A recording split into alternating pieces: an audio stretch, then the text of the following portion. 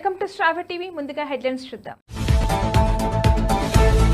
రైతులకు మేలు చేయాలనే ఆలోచనతో నీటి సంఘాలను సీఎం చంద్రబాబు పునరుద్ధరించారన్నారు అనపర్తి ఎమ్మెల్యే నల్లిమెల్లి. ప్రజా సమస్యల సత్వర పరిష్కారానికి అధికారులు చర్యలు తీసుకోవాలి. అదనపు కలెక్టర్లు doctor P Sreeja, P Srinivas Reddy. Voter సవరణ జాబితా 2025పై సంబంధిత అధికారులతో సమీక్షించిన ఎలక్టోరల్ రోల్ అబ్జర్వర్. మాదక ద్రవ్యాల నిర్మూలనకు ప్రతి ఒక్కరూ కృషి.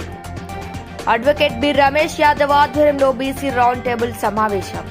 శ్రీవారి భక్తులకు శుభవార్త. దర్శనం గంట నుంచి 3 గంటల్లోపే. అల్లు అర్జున్ కి మరో బిగ్ షాక్, నోటీసులు జారీ. ఇక అల్లు అర్జున్ వదిలేయండి, సీఎం రేవంత్ కీలక ఆదేశాలు.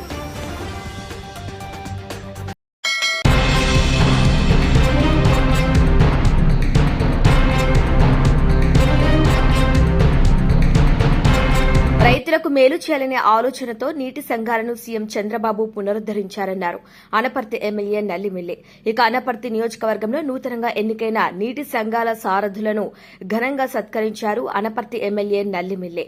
ఇక ఎస్ఎన్ఆర్ కళ్యాణ మండపంలో అనపర్తి నియోజకవర్గంలో నూతనంగా ఎన్నికైన నీటి సంఘాల సారథులను ఘనంగా సత్కరించారు ఎమ్మెల్యే నల్లిమెల్లి. ఇక అనపర్తి నియోజకవర్గ కూటమి నాయకులు ఈ సమావేశంలో రామకృష్ణారెడ్డి మాట్లాడుతూ గతంలో చంద్రబాబు ఏర్పాటు చేసిన నీటి సంఘాలకు గడిచిన 5 ఏళ్లుగా ఎన్నికలు లేక సారథులు లేక నిర్వీర్యమైపోయిన పరిస్థితుల్లో మరలా నీటి సంఘాలను పునరుద్దరించాలి, తద్వారా రైతాంగానికి మేలు చేయాలనే ఆలోచనతో చంద్రబాబు, పవన్ కళ్యాణ్ రాష్ట్ర వ్యాప్తంగా అన్ని నీటి సంఘాలకు ఎన్నికలు జరిపించడం జరిగిందన్నారు.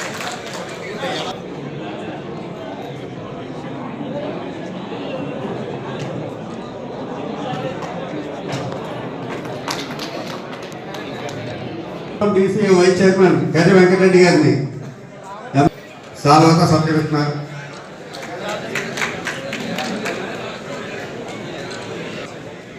ఎమ్మెల్యే గారు సాల్వాతో పౌర్ణాలతో సత్కరిస్తున్నారు.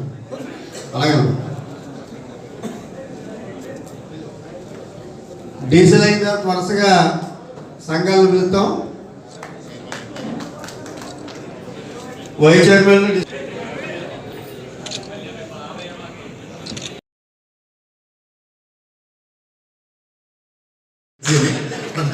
తొందరగా ఇంకొక విషయం ఏంటంటే ఈ ఎన్నికల్లో, ఈ సాగునీటి సంఘాల ఎన్నికల్లో గతంలో ఎప్పుడు లేనివి డీసీలు కూడా మనకు రావడం జరిగింది. అదేవిధంగా ప్రాజెక్ట్ కమిటీలో స్థానం కూడా రావడం జరిగింది. దీనికి అనేక మంది పక్క శాసనసభ్యులు కూడా మనకు సహకరించారు, ముఖ్యంగా మండపేట శాసనసభ్యులు జోగేశ్వరరావు గారు. ఎందుకంటే సాగునీటి సంఘాలు ఏర్పడిన తర్వాత ఎప్పుడు కూడా కుతుకులూరు వాటర్ యూజర్స్ అసోసియేషన్ ఎప్పుడు మనకు రాలా, ఎప్పుడు మండపేట నియోజకవర్గానికి మాత్రమే ఉండేది. అదేవిధంగా రెడ్డి బాబురావు గారు ఉన్న కాలంలో మూలాడి గారికి, రెడ్డి బాబురావు గారికి ఉన్న సాన్నిహిత్యంతో ఎప్పుడూ డీసీ చైర్మన్ ఏ విధమైన వివాదం లేకుండా అనపర్తి, మండపేట నియోజకవర్గాలు కలిసి బాబురావు గారికి ఇచ్చాయి. అటువంటి పరిస్థితుల్లో మరి ఈ సంవత్సరం జోగేశ్వరరావు గారు మనకు సంపూర్ణంగా సహకరించి మండపేట డిస్ట్రిబ్యూటరీ కమిటీ చైర్మన్గా పడాల వెంకట సుబ్బారెడ్డి గారు ఎన్నిక కావడానికి సంపూర్ణంగా సహకరించారు. వారి కుతుకులూరు వాటర్ యూజర్స్ అసోసియేషన్ అధ్యక్షులుగా ఎంపిక కావడానికి, మరలా నెక్స్ట్ స్టెప్లో డీసీ ఎంపిక కావడానికి కూడా జోగేశ్వరరావు గారు చాలా సంపూర్ణంగా సహకరించారు. అలాగే మిగిలినవి మనకు పలమూరులో కానీ, రామవరంలో కానీ, కొమరపాలెంలో కానీ ఇవన్నీ మండపేటతో మనకి ఇంటర్లింక్డ్. ఎక్కడ ఏ విధమైన పొరపచ్చారు లేకుండా సంపూర్ణమైన సహకారంతో, జోగేశ్వరరావు సహకారంతో అన్నీ మనం సక్రమంగా చేసుకున్నాం. ఇక మరొకటి మనకి పెద్దాపురంతో కొంత ఇంటర్లింక్స్ ఉన్నాయి. అదేవిధంగా ప్రధానంగా కాకినాడ రోడ్లో, కాకినాడ టౌన్తో ఇందాక తోటూరు వెంకటేశ్వర గారు చెప్పారు. మరి చంద్రబాబు గారు డీసీ వైస్ చైర్మన్గా ఎంపిక అవడానికి నానాజీ గారు చాలా సంపూర్ణంగా సహకరించారు. వారు ఇది అవ్వడం కోసం, అదేవిధంగా తోటకూర వెంకటేశ్వరరావు గారు వాటర్ యూజర్స్ అసోసియేషన్ అవ్వడంలో కూడా అటు కొండబాబు గారు, నానాజీ గారు ఇద్దరు కూడా సంపూర్ణంగా సహకరించారు. వారందరికీ కూడా కృతజ్ఞతలు తెలియజేస్తా ఉన్నా. అదేవిధంగా ఎక్కువలకు సంబంధించి ఇటు రాజప్ప గారు చాలా సంపూర్ణంగా సహకరించారు. మన చుట్టుపక్కల శాసనసభ్యులందరూ మనకు పెద్దపేట వేశారు ఈసారి. అందుకోసమే మనకు ఎక్కువ డీసీలు కానీ డీసీ వైస్ చైర్మన్స్ కానీ వాటర్ యూజర్స్ కానీ మనం ఎక్కువ సంఖ్యలో గణనీయంగా సాధించుకున్నాం.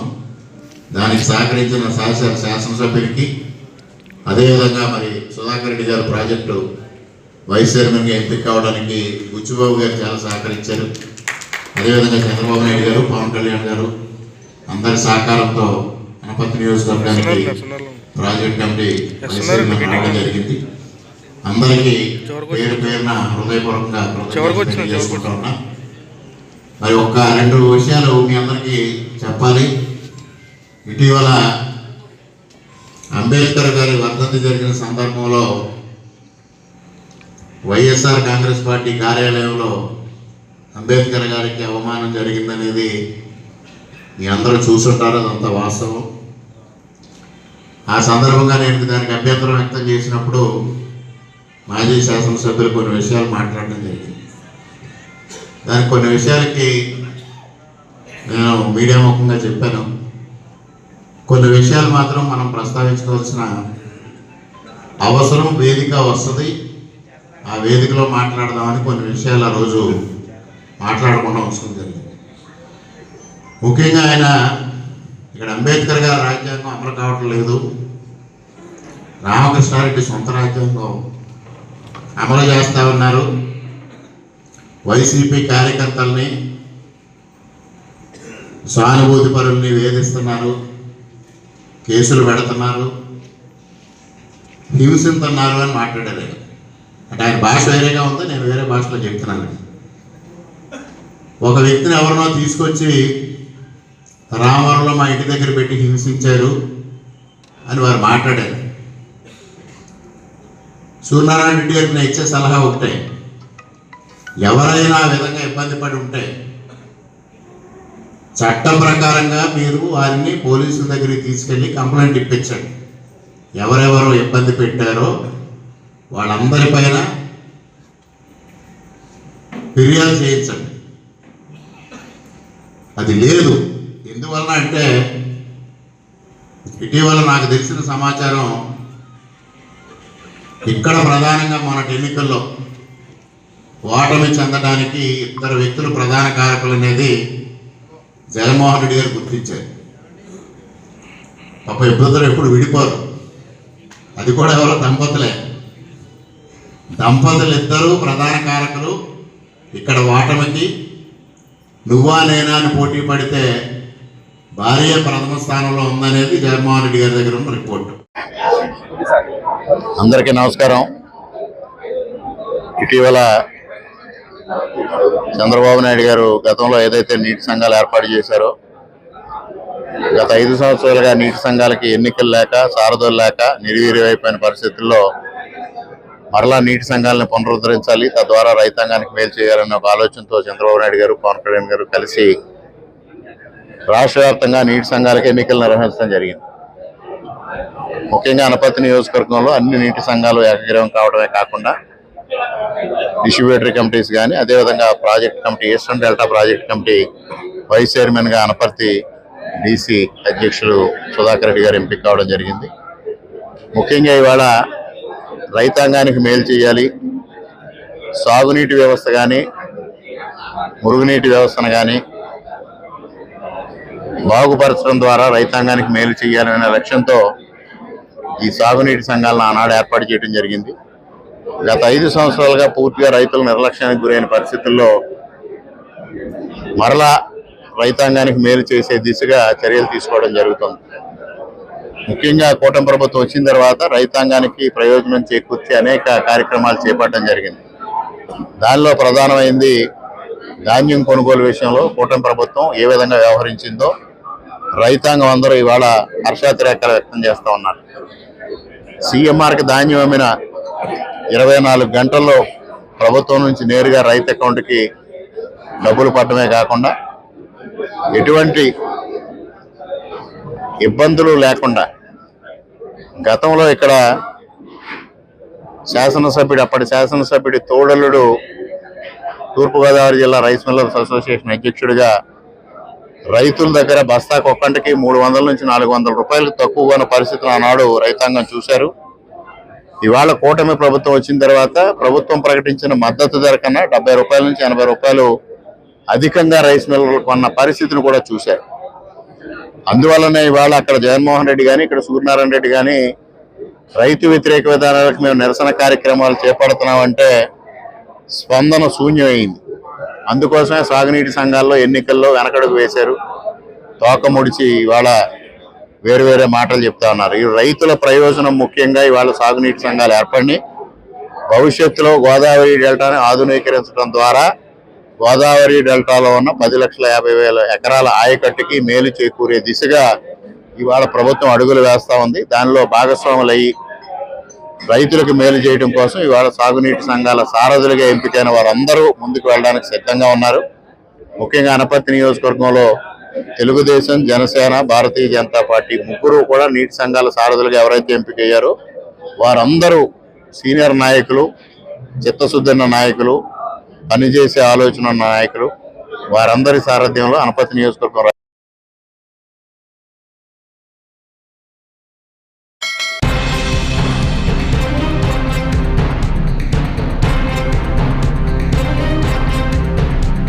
జిల్లాలో 18 సంవత్సరాలు నిండిన అర్హులైన ప్రతి ఒక్కరికి ఓటు హక్కు కల్పించాలని electoral roll observer B Balamayadevi అన్నారు. సోమవారం కలెక్టరేట్లో ఓటర్ సవరణ జాబితా 2025పై electoral roll observer B Balamayadevi, అదనపు కలెక్టర్లు doctor P Sreeja, P Srinivas రెడ్డిలతో కలిసి సంబంధిత అధికారులతో సమీక్షించారు.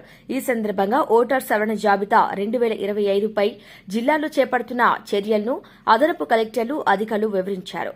ఇక electoral roll observer B Balamayadevi మాట్లాడుతూ ఓటర్ జాబితాలో నూతనంగా నమోదవుతున్న వారి వివరాలను ర్యాండమ్ గా చెక్ చేయాలని సూచించారు. ఓటర్ జాబితాకు సంబంధించి వచ్చిన ప్రతి అభ్యంతరం, క్లెయిమ్ ను పూర్తి స్థాయిలో పరిశీలించి పరిష్కరించాలని అధికారులకు సూచించారు. అదనపు కలెక్టర్ మాట్లాడుతూ జిల్లాలో డ్రాఫ్ట్ ఓటర్ జాబితా సందర్భంగా ఫారం 6, 6A, 7-8 దరఖాస్తులు 21,274 రాగా ఇప్పటి వరకు 18,192 దరఖాస్తులు పరిష్కరించామని, ఇక 2,977 దరఖాస్తులు తిరస్కరించగా 105 పెండింగ్ లో ఉన్నాయని, ఇక నవంబర్ నెలలో నిర్వహించిన స్పెషల్ క్యాంపెయిన్ రోజుల్లో జిల్లాలో మొత్తం 1,181 దరఖాస్తులు వచ్చాయని తెలిపారు.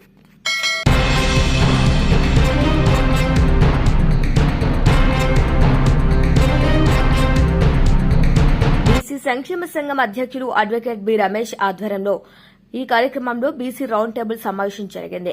ఇక బీసీ షర్లింగంపల్లి రౌండ్ టేబుల్ సమావేశానికి ముఖ్య అతిథులుగా తెలంగాణ రాష్ట ఐక్య వేదిక అధ్యక్షులు బేరి రామచంద్ర యాదవ్ మరియు బీసీ ఫెడరేషన్ అధ్యక్షులు ఆర్కే సాయన్న ముద్రాజ్, బీసీ రాష్ట ప్రధాన కార్యదర్శి సురేష్ ముదిరాజులు హాజరై తమ అభిప్రాయాలను తెలియజేశారు.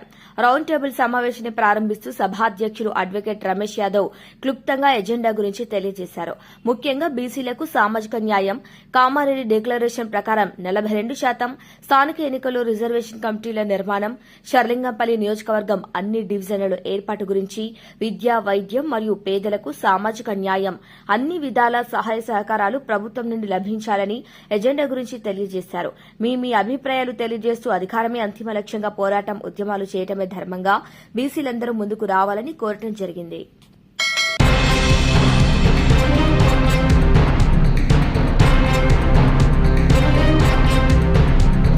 ప్రజా సమస్యల సత్వర పరిష్కారానికి అధికారులు చర్యలు తీసుకోవాలని అదనపు కలెక్టర్లు doctor P Sreeja, P Srinivas రెడ్డిలు సంబంధిత అధికారులను ఆదేశించారు. సోమవారం ప్రజావాణి కార్యక్రమం సందర్భంగా కలెక్టరేట్ సమావేశ మందిరంలో అదనపు కలెక్టర్లు ప్రజల దరఖాస్తులు స్వీకరించారు. రఘునాథపాలెం మండలం బూర్దంపాడు గ్రామానికి చెందిన కె శిల్ప ప్రజాపాలన కార్యక్రమంలో దరఖాస్తు నెంబర్ 202438/499 ద్వారా ఇందిరమ్మ ఇంటి కోసం దరఖాస్తు చేశారని, గ్రామంలో జరిగే సర్వేలో తన పేరు రాలేదని, ఆన్లైన్లో పేరు వచ్చే విధంగా చేయాలని కోరుతూ దరఖాస్తు చేసుకోగా ఈఈ హౌసింగ్ కు రాస్తూ అవసరమైన చర్యలు తీసుకోవాలని అన్నారు. ప్రజావాణి అనంతరం తెలంగాణ గెస్టెడ్ ఉద్యోగుల సంఘం ఆధ్వర్యంలో సెమీ క్రిస్మస్ సందర్భంగా అదనపు కలెక్టర్లు ఉద్యోగులతో కలిసి కేక్ కట్ చేశారు.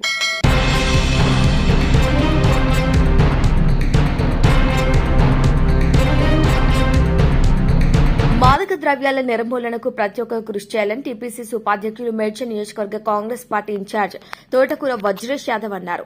దమ్మాయిగూడ మున్సిపల్ పరిధిలోని ఆర్జీకే కాలనీలో మేడ్చల్ మార్కెట్ కమిటీ డైరెక్టర్ ఈగ శ్వేతరాజు ఆధ్వర్యంలో గంజాయి డ్రగ్స్ మాదక ద్రవ్యాల నివారణపై అవగాహన సదస్సులో ముఖ్య అతిథిగా తోటకూర వజ్రేష్ యాదవ్ పాల్గొని మాట్లాడుతూ యువత ఎటువంటి దురలవాట్లకు బానిస కాకుండా సన్మార్గంలో నడిచి జీవితంలో ఉన్నత స్థాయికి ఎదగాలని అన్నారు.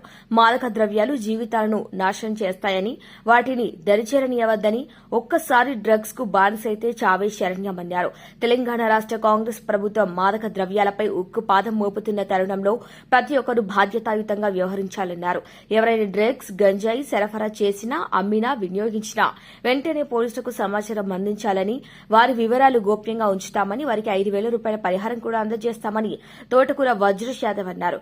ఈ కార్యక్రమంలో Keesara police station SI Laxman, municipal అధ్యక్షులు ముప్పు రామారావు, కీసర మండల అధ్యక్షులు కొల్లా కృష్ణ యాదవ్, యాదగిరి గౌడ్, శ్రవణ్ రెడ్డి, సోమేష్ ప్రజలు పాల్గొన్నారు. వినియోగించడం అంటే కన్జంప్షన్, ఈ మూడు ఏది చేసినా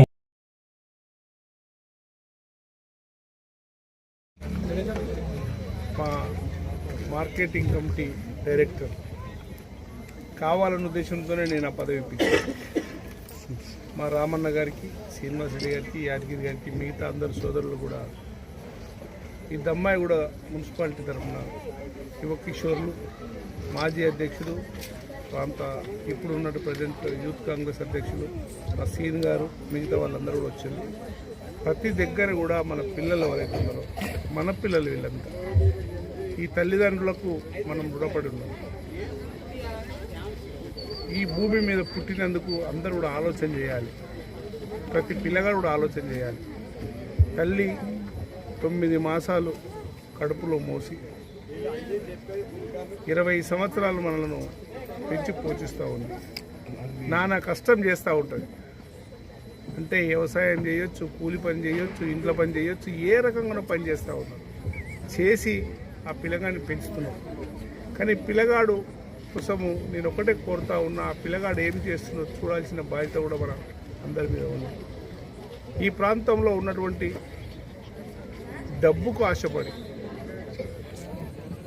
అక్కడి నుంచి స్టార్ట్ చేస్తే ఎక్కడ ఇది మన ప్రాంతంలో తయారయ్యే గుట్క, గంజాయి, ఇంకా మిగతా అవన్నీ పేర్లు నాకు రావు, కోరాని ఇంకేదో 5-6 వస్తువులు ఉన్నాయి. అవన్నీ కూడా పిల్లలకు అలవాటు చేసి ఎవరెవరైతే ధనికులు ఉన్నారో ధనికులు చేసేటువంటి పని అది. ఈ ప్రాంతంలో ఆ మర్మ ఏదైతే డ్రగ్స్ ఉందో దాన్ని తరిమి కొట్టాల్సిన బాధ్యత మనకుంది. ఖచ్చితంగా ఈ ప్రాంతంలో ఉన్న యువకులందరినీ మనం చూసుకోవాల్సిన బాధ్యత కూడా మన మీద ఉంది. నేను అదే విధంగా చెప్తా ఉన్నా, ఈ ప్రజాప్రతినిధులకు, పార్టీలకు అతీతంగా అంటే కాంగ్రెస్ పార్టీ వాళ్ళకు పెట్టొచ్చు, బీజేపీ వాళ్ళు పెట్టొచ్చు, టీఆర్ఎస్ వాళ్ళు పెట్టొచ్చు, మిగతా అన్ని పార్టీలను కూడా నేను కోరుతా ఉన్న ప్రజాప్రతినిధులు ఎక్కడికక్కడ దీన్ని తరిమి కొట్టాలంటే మనమంతా కూడా ఒక సైనికులం కావాలి.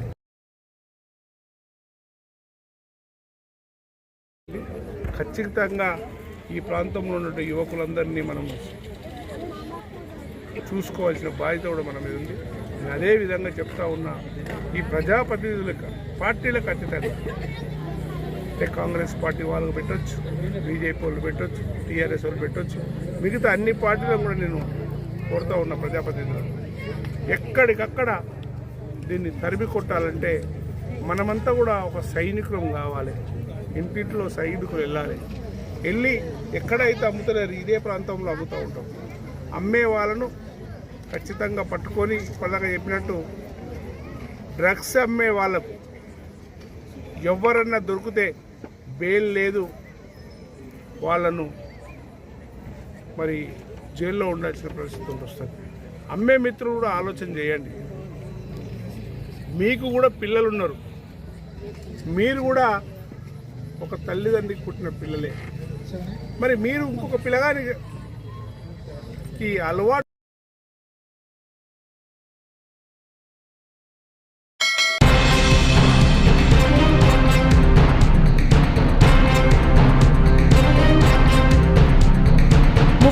డివిజన్ శివాలయం బజార్ నందు కంచర్ల కిషోర్ షాప్ నందు ప్లాస్టిక్ రైడింగ్ చేయగా 50 కిలోల నిషేధించబడిన 120+ మైక్రాన్స్ లోపున్న సింగిల్ యూజ్ ప్లాస్టిక్ దొరకటం జరిగింది. ఆ యజమానికి 10,000 రూపాయల పెనాల్టీ విధించడం కూడా జరిగింది. ఇంకా ఎవరి దుకాణంలో అయినా ఇలాంటి నిషేధించబడిన సింగిల్ యూజ్ ప్లాస్టిక్ ఉన్న ఎడల జరిమానా విధించబడునని తెలియజేశారు. ఇక ఈ రైడింగ్ నందు supervisor Sambaiah, sanitary inspector Mallaiah, Bangari, Phanikumar, Durgaprasad, Ramesh, Rambabu, జవాన్లు, డీఆర్ఎఫ్ టీం పాల్గొనడం జరిగింది.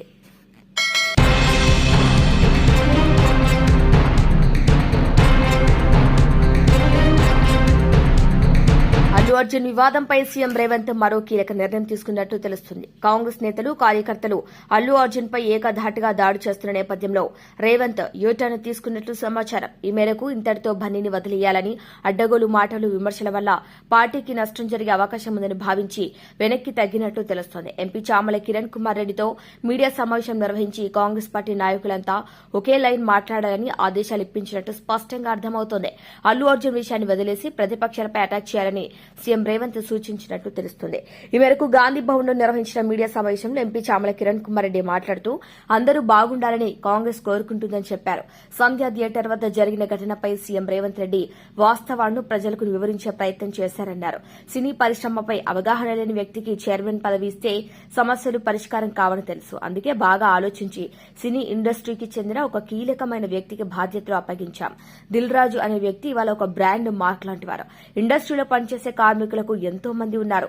అంజయ్య ప్రభుత్వ హయాంలో సినీ ఇండస్ట్రీని హైదరాబాద్ తీసుకొచ్చే క్రమంలో ఫిల్మ్ నగర్ లో స్థలాన్ని ప్రభుత్వం కేటాయించింది.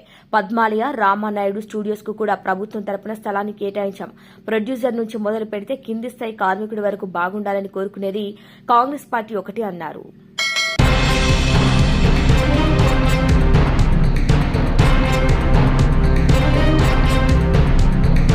తిరుమల శ్రీవారి దర్శనం కోసం నిత్యం వేలాది మంది భక్తులు వ్యయ ప్రయాసలు కూర్చి దేశ విదేశాల నుంచి వస్తుంటారు. కానీ స్వామివారి దర్శనం, వసతి గదుల విషయంలో తీవ్ర ఇబ్బందులు ఎదుర్కొంటుంటారు. ఇక రద్దీ రోజుల్లో సామాన్య భక్తుల దర్శనం కోసం 24 గంటల నుంచి 48 గంటల వరకు వేచి ఉండాల్సి వస్తుంది. ఈ మేరకు సామాన్య భక్తులకు దర్శనం మరింత త్వరగా పూర్తయ్యేందుకు టీటీడీ కీలక అడుగులు ముందుకు వేస్తోంది. ఈ మేరకు టీటీడీ కీలక నిర్ణయం తీసుకుంది.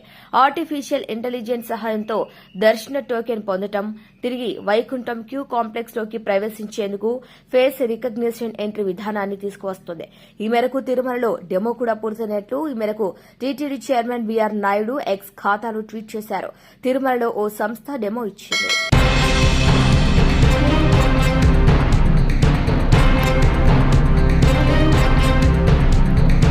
సంధ్య థియేటర్ ఘటనలో అల్లు అర్జున్ కు పోలీసులు నోటీసు జారీ చేశారు. రేపు ఉదయం 11 గంటలకు చిక్కడపల్లి పోలీస్ స్టేషన్ కు హాజరు కావాలని పోలీసులు తెలిపారు.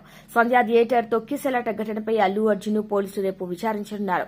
ఇక ఈ కేసు విషయంలో పోలీసులు మొత్తం 18 మందిపై కేసు నమోదు చేశారు. ఇందులో అల్లు అర్జున్ A11 గా ఉన్నారు. అయితే ఇటీవలి అల్లు అర్జున్ ను పోలీసులు అరెస్టు చేసి కోర్టులో ప్రవేశపెట్టారు. దీంతో హైకోర్టు అల్లు అర్జున్ కి 4 వారాల మధ్యంతర బెయిల్ మంజూరు చేసింది. డిసెంబర్ 4న పుష్ప 2 సినిమా ప్రీమియర్ షో సందర్భంగా సంధ్య థియేటర్లో విషాదం చోటు చేసుకుంది. ఇలాంటి సమాచారం ఇవ్వకుండా అల్లు అర్జున్ కుటుంబ సభ్యులతో సినిమా చూడటానికి వెళ్లారు. దీంతో అభిమానులు ఎక్కువగా థియేటర్ దగ్గరికి చేరుకోవడంతో తొక్కిసలాట జరిగింది. ఈ తొక్కిసలాటలో రేవతి అనే మహిళ మృతి చెందిన విషయం తెలిసిందే. ఇక ఆమె కుమారుడు శ్రీతేజ్ కూడా తీవ్రంగా గాయపడ్డాడు. ప్రస్తుతం శ్రీతేజ పరిస్థితి విషమంగా ఉంది.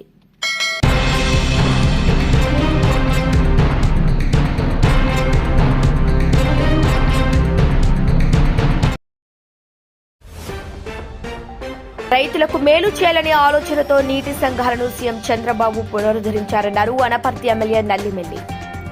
ప్రజా సమస్యల సత్వర పరిష్కారానికి అధికారులు చర్యలు తీసుకోవాలి. అదనపు కలెక్టర్లు doctor P Sreeja, P Srinivas Reddy. Voter సవరణ జాబితా 2025పై సంబంధిత అధికారులతో సమీక్షించిన ఎలక్టోరల్ రోల్ అబ్జర్వర్.